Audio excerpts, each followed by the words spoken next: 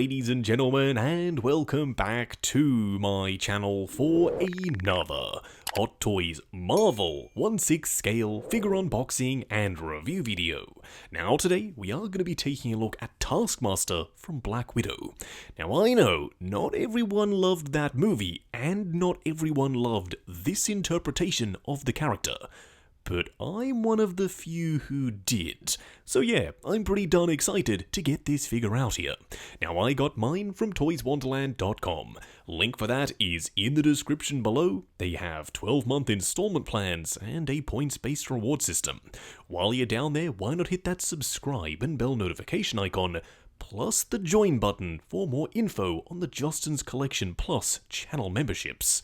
What we are going to do now though is get the box laying flat in the light box and do the unboxing. Here of course we have the box art, and I personally really like it. It kind of sets the precedent for what the rest of the boxes in this line are going to look like. Up front, a Black Widow logo, then a massive Black Widow symbol with Taskmaster peeking through.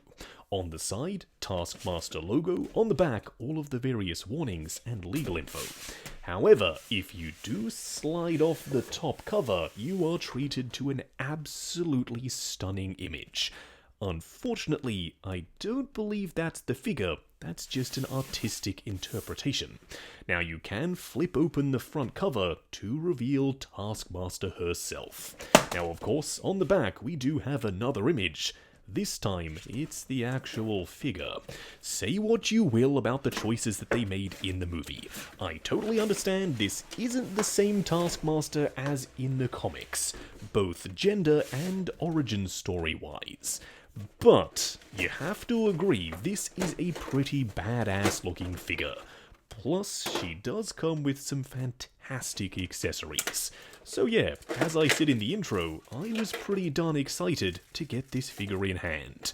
And now that we finally have Taskmaster, yeah, I do say that first in-hand impressions are relatively positive. What we are going to do now though is get all of the accessories laid out in the light box and take a closer look at everything she comes with. Here we have all the parts and pieces. Now starting off with the display base first, it's of course done in the Hot Toys hexagonal style. Black Widow up top with the Taskmaster logo in a nice high gloss, then Taskmaster on the front, plus a regular crotch grabber. One of the coolest things about Taskmaster is she can replicate some of the weapons and abilities of the Avengers. She does come with these swap-out blades that peg onto her gauntlets. The blades themselves are made of plastic and they are super thin, so do be careful not to snap them and not to prick yourself because they are rather sharp. They do have some scratching and pitting on the surface, and they are a nice shiny metallic chrome silver. Now don't worry, we will be trying out all of this stuff a little bit later on. You do also get a sword and shield. Now the design is kind of hectic with a ton of different panel lines. You do have this super vibrant orange T on the front with some pitting on the surface, plus there is some silver scratching on top of the shield. On the inside, another T up top, and some more design work. There is a magnet embedded on the inside, and you'll see how that comes into play later on. You do also get this very slick looking sword, a super vibrant orange blade with a very sharp tip. Once again, be careful not to prick yourself. Down below, another Taskmaster logo on both sides. Now, correct me if I'm wrong, but in the movie, weren't these supposed to be metal? Because here in figure format, they kind of look like unpainted grey plastic. Now, I know Hot Toys better than that, these are probably fully painted, but it's just kind of how they look. There is no sheen and no metallic flake. And that's kind of what I was expecting for the sword and shield. Now of course I could 100% be wrong, it's been a while since I've seen Black Widow. You do also get a bow and 3 arrows, with a proper stretchy string and some really nicely painted in details. You've got multiple rivets and sections that would connect and hold the bow together, and they are picked out in that same nice vibrant orange. Then, as I said, 3 arrows. Now the arrows unfortunately are made of plastic. Sometimes we get real metal rods for the arrows, but not this time. They are 3 different arrowheads, and I would imagine that they would do 3 different things. Down below you have a proper channel so the little string can rest on the inside. But do be careful, that seems super fragile. You also have a ton of added detail on these sections which would normally be feathers, but here they are of course some kind of tech. Speaking of tech, that's exactly how I would explain these Black Panther claws, because of course they have to come from somewhere. They do look like they would be relatively sharp, but they aren't, so you don't have to worry, you're not going to prick yourself. There is a ton of sculpted in texture, the paint applications for the armor bits are suitably metallic, and so too are the claws. In fact, there's even some pitting on the surface, which is a very nice touch for something that is as small as those claws are. What we are going to do now though is get Taskmaster herself out here and take a closer look. Here we have her standing straight up and down in the light box, no crazy poses or accessories or anything like that. And let's get the elephant out of the room first. This is a female character, yet Hot Toys have used a male body, and they've done that for a very specific reason. The stunt performer, who was for the majority of the film playing Taskmaster in all of the action and the fight scenes, he was a dude. Therefore, Hot Toys wanted to replicate the physique, not from that one scene at the end of the movie where the helmet came off, but for the rest of the movie where Taskmaster was in action. So for me, this works perfectly fine. That does mean though the Taskmaster is going to be taller and bulkier than maybe some of you were expecting. But at the end of the day, this suit looks stunning. It's packed with detail and metallic paint applications and scratching and dirt and grime on the surface. And there is a lot of fabric here. What we are going to do now though is take Taskmaster off the rotating turntable, punch in, and take a closer look at the details. Here we have her up close and personal. Now this might just be one of the most intricate suit designs I've seen in a while. Starting off with the helmet first, it is tucked up underneath a full fabric, fully wired hood. So if you wanted to, you can remove it entirely, which now reveals this helmet, and it is something else. There's a ton of texture up top. You do have the very mean, menacing skull teeth around the front, plus that big, clear orange visor. Underneath the helmet, though, is something that's a little bit weird. For some reason, Hot Toys have just gone with a regular skin-textured neck. You can even see the Adam's apple around the front. I'm not sure why they grabbed a regular neck and painted it blue, seeing as though the suit could have very easily continued up underneath the helmet, but that's exactly what they've done. Now you can tilt the helmet down, plus with the hood on, it's not something you're ever really going to see. Now the armor plating is painted beautifully. It's either gunmetal or this very bright metallic blue, plus you have chipping and scratching on the surface and a bunch of orange highlights. You also have a bunch of T's that I assume are meant to indicate that, yeah, this is Taskmaster.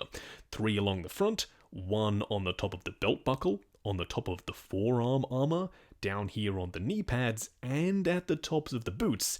Yeah, a ton of T's. You also have this fully sculpted in sash section that does extend around the back and connect up to the backpack.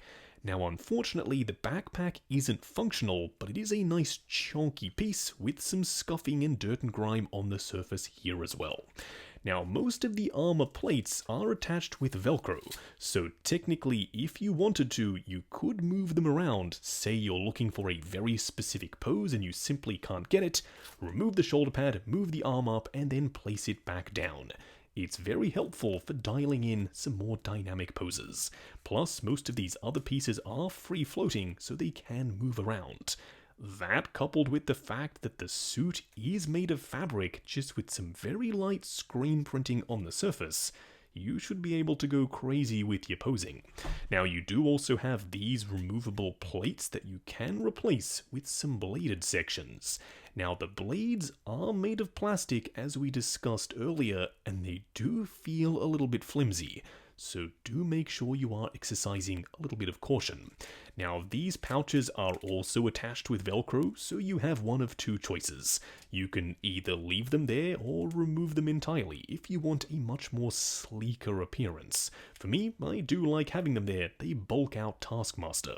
Coming down to the legs, multiple different colors for the armor plates. Some lighter blue with some black feathering around the edges, then some darker blue with the orange tee, and then a lighter blue once again with a ton more weathering.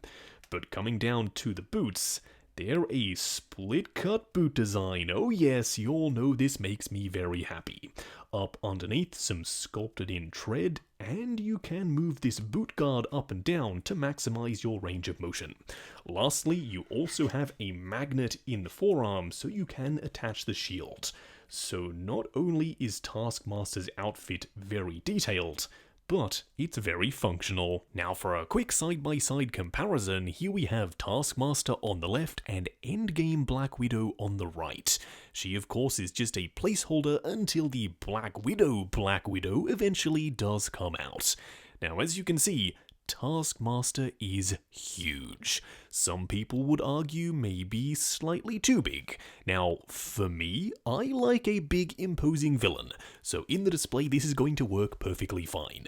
But at the end of the day, in the context of the movie and the character being who she is, yes, maybe there shouldn't be as drastic of a height difference as there is here. Let me know what you think of that down below. Next up, here we have Advanced Suit Spidey, because of course, Taskmaster was in the Spidey game. Now, he was a dude in the game, so this height difference makes perfect sense. Taskmaster is a little bit taller, Spidey is a little bit shorter.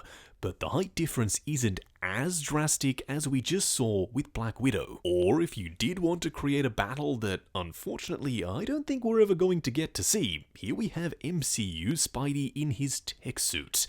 And as you can see, Spidey is shorter once again.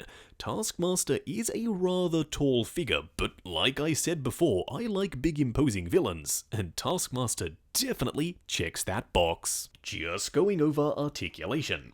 Now bear in mind this is my personal copy of the figure, so I'm gonna be a little bit more careful.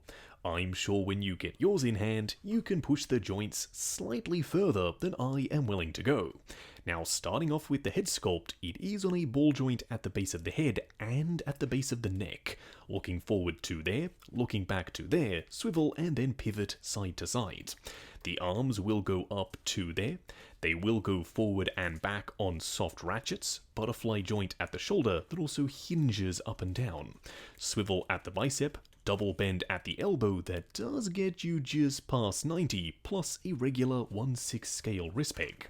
Now the torso will crunch forward and back, but you do have a ton of armor plating, so it is a little bit restricted. Swivel and pivot side to side. The legs will go forward to there, they will go out to there, swivel at the upper thigh, ratcheted double bend at the knee that does get you the full way, and lastly a double ball peg down here for the ankle. Moving on to the 3 cool and 3 annoying things. The first annoying thing isn't that there are magnets for the shield. You all know I love my magnets. It's that they're in the wrong spot. For some reason they decided to put the magnets on the front of the forearm rather than being on the outside. So from front on, the shield is always going to be at a weird angle, rather than being where it should be, on the side of the gauntlet. The second annoying thing is that this backpack isn't functional. I was expecting this top panel to be removable so you could store the arrows on the inside. Kind of like Hawkeye's quiver. The third annoying thing is that I'm pretty sure these are supposed to be metallic. As it stands, they look and feel like unpainted grey plastic.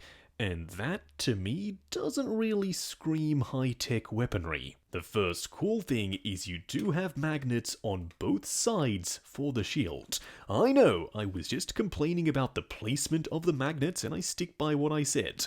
but I do like that you can move it from one side to the other. The second cool thing is the wired hood. Now, normally, if I do have a figure with a wired hood, I'll just omit the hood entirely. It usually rides up, sits really goofy, and gives away the scale in pictures immediately. This one though sits really nice and low, and the wires are very strong, so you can shape it perfectly. The third cool thing is the split cut boot design. Here it makes perfect sense. This blue piece does slide up and down, and then you can have maximum range of motion out of the ankle. Plus, you do have some sculpted in detail for the boots tucked up underneath, meaning if you do bend the foot forward, you reveal all of that sculpted in detail that was otherwise previously hidden. Just wrapping up on Hot Toys Taskmaster from Black Widow. Now going into this, I was extremely excited. Now at the end of the video, was it all worth it? Oh yes, absolutely, this figure is great. The only unfortunate thing is, I think this is going to fly under the radar.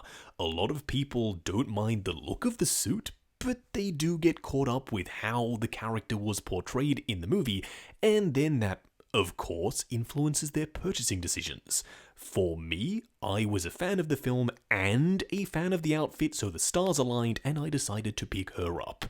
But if that's not the case for you, I totally understand. At the end of the day, it is all down to personal preference. For me, even if I don't love a character, but it looks this good in figure format, you can bet I'm going to pick it up and add it to the collection.